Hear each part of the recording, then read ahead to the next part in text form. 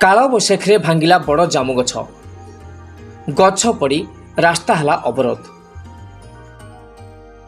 Patna block बड़पाटणा पंचायतर गुलिदुपसी ग्राम में आज कालबैशाखी प्रभाव में घड़घड़ी सहित वर्षा पवन होबारु गुलिदुपसी सारसकला रास्ता दे जाइथिबा रास्ता उपरे एक बड़ जामु गछ पड़ी रास्ता अवरोध होइतिला।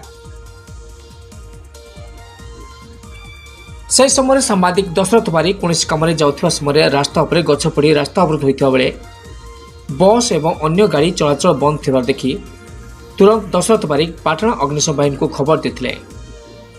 खबर पाई घटनास्थल में पाटणा अग्निशम बाहिनी पहुंची बड़ जामु गछ को मेसीन द्वारा काटी रास्ता सफा करने पर गाड़ी चलाचल स्वाभाविक होता। ब्यूरो रिपोर्ट समाज टीवी।